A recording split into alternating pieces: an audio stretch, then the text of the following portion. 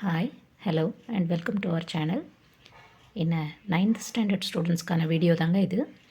9th standard students, நீங்கள் வந்து தமிழில் எப்போவுமே ஃபெயில் ஆகிட்டுருக்குறோம், எவ்வளோ ஹார்ட் ஒர்க் பண்ணாலும் நம்மளால் மிஸ்டேக் இல்லாமல் எழுதவே முடியலையே அப்படின்னு ஃபீல் பண்ணுறீங்களா?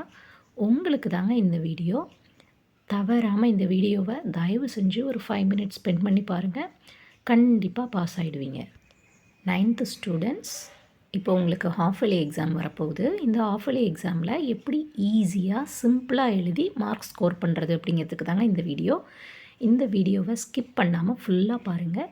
அப்போ தான் நான் சொல்கிற ட்ரிக் எல்லாமே உங்களுக்கு நல்லா புரியும். ஈஸியாக நீங்கள் வந்து 50 to 60 கூட வாங்கிடலாம். நீங்கள் இதுவரையிலும் தமிழில் ஃபெயில் ஆகிட்டே தான் இருக்கேன் அப்படின்னாலும் கூட இந்த வீடியோ நீங்கள் பார்க்குறதுனால சிம்பிளாக தமிழை எழுதி அழகாக மார்க் ஸ்கோர் பண்ணிவிட்டு போயிடலாங்க. அதுக்கு நான் ரொம்பவே உங்களுக்கு கேரண்டி கொடுக்குறேன். ஸோ தைரியமாக பாருங்கள். இந்த வீடியோவில் வந்து பார்த்திங்கன்னா லாஸ்ட்டு 2 இயர்ஸாக இருக்கக்கூடிய கொஷின் பேப்பர்லேருந்து கொஸ்டின்ஸை ஷார்ட் ஃபார்மேட்டில் உங்களுக்காக எழுதி நான் ப்ரெசென்ட் பண்ணுறேன். தயவு செஞ்சு இதை நல்லா படிச்சுக்கோங்க. ரொம்ப சிம்பிளாக தான் இருக்கும். வாங்க வீடியோக்குள்ளே போகலாம். ஸ்டூடெண்ட்ஸ், இப்போது 9th ஸ்டாண்டர்ட் அரையாண்டு பரீட்சை வரப்போகுது இல்லையா? இந்த எக்ஸாமுக்கு போன வருஷம், அதாவது 2022 to 23, 2023 to 24 இந்த 2 வருஷமாக உங்களுக்கு தமிழில் என்னென்ன கொஷின்ஸ் கேட்டிருந்தாங்களோ அந்த கொஷின்ஸை நான் ரொம்ப சிம்பிளஸ்ட் ஃபார்மேட்டில் ஆன்சர்ஸை 2-3 மெட்டீரியல்ஸ் பார்த்து ப்ரிப்பேர் பண்ணி இதில் எழுதி வச்சுருக்கேன். இது அப்படியே நீங்கள் யூஸ் பண்ணி படிக்கலாம். எப்படியும் உங்களுக்கு ஃபுல் மார்க்ஸ் கொடுக்கல அப்படின்னாலுமே பாதியாவது கிடச்சிரும். நிறையா படிக்கிறதுக்கு தானே கஷ்டப்படுறீங்க, அதனால தானே ஃபெயில் ஆகுறீங்க. இதை படிச்சுட்டு போங்க. பாதி மார்க் வாங்கினா கூட ஓகே தானே, கண்டிப்பாக பாஸ் ஆகிடலாம். தைரியமாக உள்ளே இறங்குங்க. இதில் நான் எப்படி ப்ரெசென்ட் பண்ணியிருக்கேனோ அதே மாதிரி நீங்கள் வந்து அங்கே ப்ரெசென்ட் பண்ணுங்கள். அதுக்காக ரெட் ரீஃபில்லாம் யூஸ் பண்ணிடாதீங்க. ஒன்லி ப்ளூ கலர் மட்டும் யூஸ் பண்ணுங்கள். நான் இங்கே உங்களுக்கு ஐடென்டிஃபை பண்ண ஈஸியாக இருக்குங்கிறதுக்காக கலர்ஸ் யூஸ் பண்ணியிருக்கேன். ரொம்ப சிம்பிளாக கொஸ்டின் பேப்பரில் என்ன இருக்கோ அதிலருந்தே பாதி வர்ற மாதிரி நிறைய கொஷின்ஸ் இருக்குது.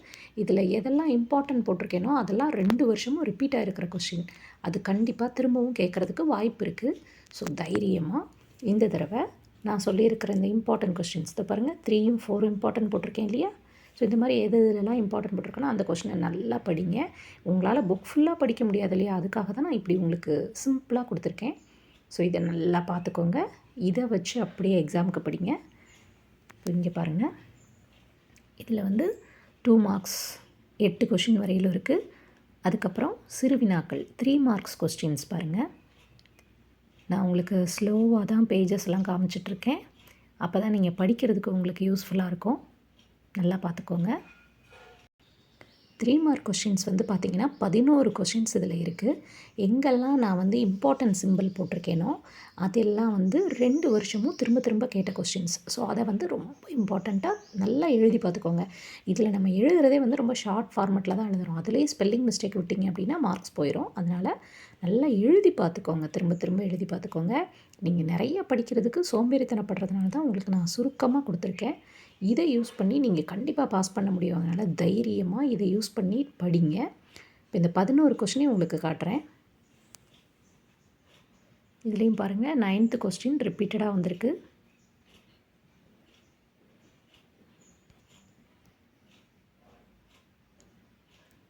இந்த பேஜில் பார்த்தீங்கன்னா 11வது கொஸ்டின், தற்குறிப்பேற்ற அணியை எடுத்துக்காட்டுடன் விளக்குக. அதுவும் 2 வருஷமும் கேட்டிருக்காங்க.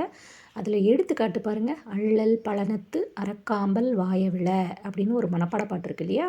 இந்த மனப்பாட பாட்டு வந்து உங்களுக்கு ரிப்பீட்டடாக 2 வருஷத்து கொஷின் பேப்பர்லேயே இருக்குது. ஸோ மனப்பாட பாட்டு படிச்சுக்கிட்டிங்கன்னா இந்த கொஷினுக்கும் அதையே நீங்கள் ஆன்சர் பண்ணிக்கலாம். ஸோ இப்போ பார்த்த 11 கொஷினும் 3 மார்க் கொஸ்டின். அடுத்து என்ன பார்க்கலாம்? அடுத்ததாக பகுதி 4. பகுதி 4ல் பார்த்தீங்கன்னா 5 மார்க் கொஷின்ஸ் இருக்கும். 5 மார்க் கொஸ்டின் பார்த்திங்க அப்படின்னா வழக்கமாக எல்லா ஸ்டூடெண்ட்ஸும் நிறைய பேஜாக படிப்பாங்க. நீங்கள் ஸ்லோ லேர்னர்ஸுங்கிறதுனால தான் அவ்வளோ காலமும் படிக்க முடியலன்ட்டு ஃபெயில் ஆகிட்டுருக்கீங்க இல்லையா? அதனால் உங்களுக்காக முக்கியமான பாயிண்ட்ஸை சுருக்கமாக கொடுத்துருக்கேன். இதை பார்த்து அப்படியே ஃபாலோ பண்ணிக்கோங்க. கண்டிப்பாக பாதி மார்க்காவது வாங்கிடலாங்க, பயப்படாதீங்க. இதில் 2வது கொஸ்டின் 1வது கொஸ்டின் ரெண்டுமே திரும்ப திரும்ப கேட்டிருக்காங்க. 2வது கொஸ்டின் இன்னொரு பேஜும் இருக்குது.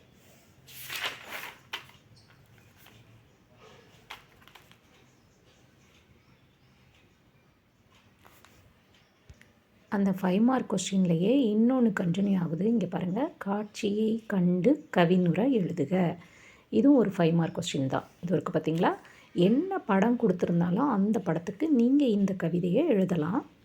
ஃபுல் மார்க் கிடைக்கலனாலும் ஒரு பாதி மார்க்காவது நமக்கு கிடைக்கும் இல்லையா? அதனால் நீங்கள் வந்து ஒவ்வொரு படத்துக்கும் உள்ள கவிதைகளை படிக்க கஷ்டப்படுறீங்க அப்படின்னா இப்படி ஒரே கவிதையாக படித்து வச்சு எந்த படம் இருந்தாலும் அதுக்கு நீங்கள் இதை எழுதலாம். இது கொஞ்சம் சிம்பிளாகவும் இருக்குது பாருங்கள்.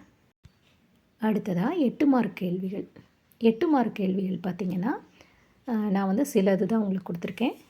இது ஒரு 8 மார்க். மேலே இருக்கிறதெல்லாம் அது வேறங்க, வேறு எக்ஸாம்ஸ்க்கு ப்ரிப்பேர் பண்ணுது, அதெல்லாம் வேண்டாம்.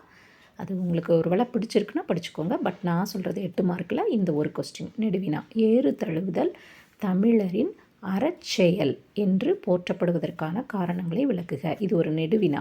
இந்த நெடுவினாவை நான் உங்களுக்கு 4 பாயிண்ட்டாக சுருக்கி கொடுத்துருக்கேன். 4 பாயிண்ட் தான் எழுதுகிறோங்கிறப்போ நமக்கு 8 மார்க் கிடைக்கிறதுக்கு பாசிபிலிட்டிஸ் இல்லை.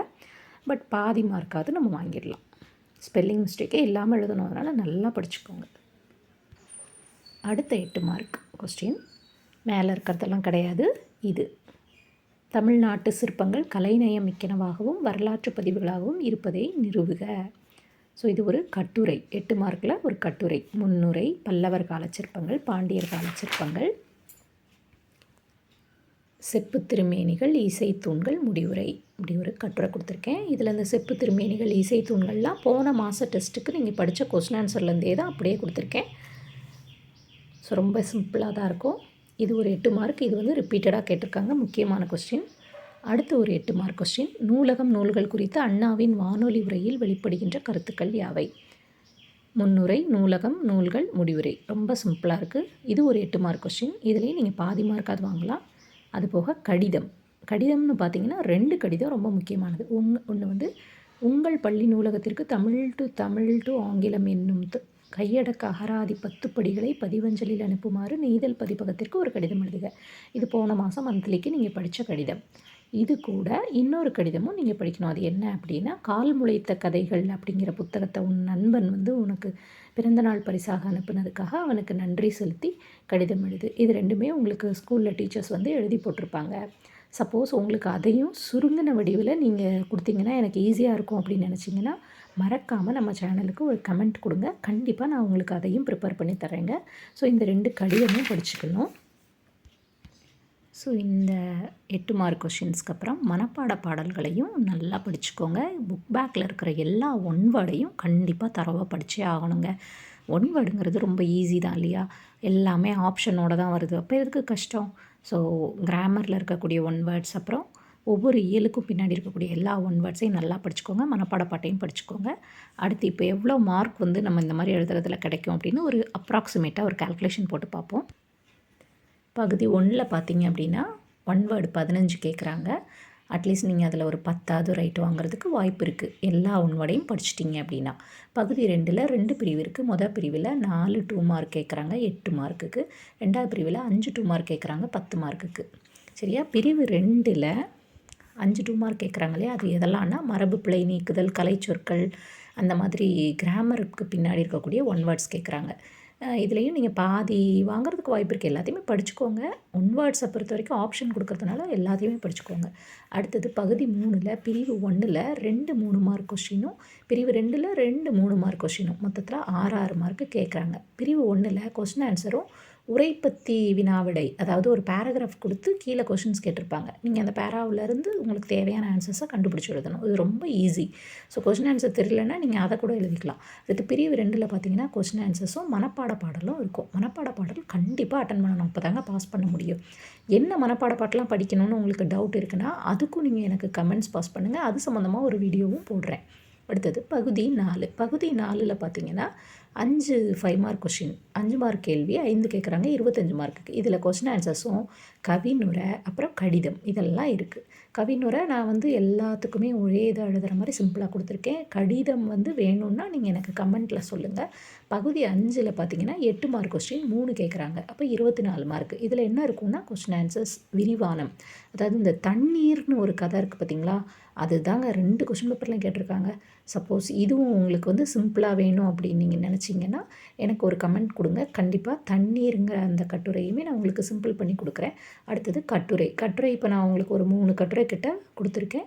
இதை வச்சு நீங்கள் படிச்சுக்கலாம். ஸோ இப்போ இது எல்லாத்துலேயும் ஓரளவுக்கு ஃபஸ்ட்டு பகுதி 1ல் 10 மார்க்கு, அடுத்ததில் 18க்கு 10 மார்க் வாங்குறீங்கன்னு வச்சுக்கோங்க. பகுதி 3ல் 12க்கு 10 மார்க் வாங்குறோன்னு வச்சுக்கலாம். பகுதி 4ல் 25க்கு 15 மார்க் தான் வாங்குறோன்னே வச்சுக்கிடுவோமே. பகுதி 5ல் 24 மார்க்குக்கு 15 வாங்கினாலுமே 60 மார்க் வரும். இதில் இன்னுமே நமக்கு குறைச்சாலுமே கண்டிப்பாக பாஸ் ஆயிடுவோம். சரி, அதனால் தன்னம்பிக்கையோட தைரியமாக இந்த மெட்டீரியலை யூஸ் பண்ணி நீங்கள் படிங்க. கண்டிப்பாக பாஸ் ஆகிடலாம். All the best. இன்னும் உங்களுக்கு ஏதாவது ஹெல்ப் என்கிட்ட வேணும், வேறு சப்ஜெக்ட்ஸ்க்கும் இது மாதிரி வேணும் அப்படின்னு நினச்சிங்கன்னா உடனே கொஞ்சம் சீக்கிரமாக கமெண்ட் கொடுங்க. எக்ஸாமுக்குள்ளே, அதாவது இந்த 2024 to 25 அரையாண்டு தேர்வுக்கான எல்லா கொஷின்ஸையும் நான் அதாவது ஓல்டு கொஷின்ஸை இதை மாதிரி ஷார்ட் ஃபார்மேட்டில் ஸ்லோ லேர்னர்ஸ்க்காக ரெடி பண்ணி கொடுக்கறதுக்கு தயாராக இருக்கேன். ஸோ எதுவாக இருந்தாலும் என்கிட்ட கமெண்ட்ஸில் பேசுங்க. தேங்க்யூ, பாய். இந்த வீடியோ உங்களுக்கு பிடிச்சதுன்னா கண்டிப்பாக சப்ஸ்கிரைப் பண்ணுங்கள், கமெண்ட் பண்ணுங்கள், ஷேர் பண்ணுங்கள். மறக்காமல் சப்ஸ்கிரைப் பண்ணுங்கள். அப்போ தான் நான் போடுற வீடியோஸ் எல்லாமே உடனுக்குடனே உங்களுக்கு வரும். இன்னும் வேறு என்ன மாதிரியான வீடியோஸ் வேணுமோ எனக்கு அதை கமெண்ட்ஸ் பாக்ஸில் சொல்லுங்கள். அண்ட் தேங்க்யூ ஃபார் வாட்சிங்.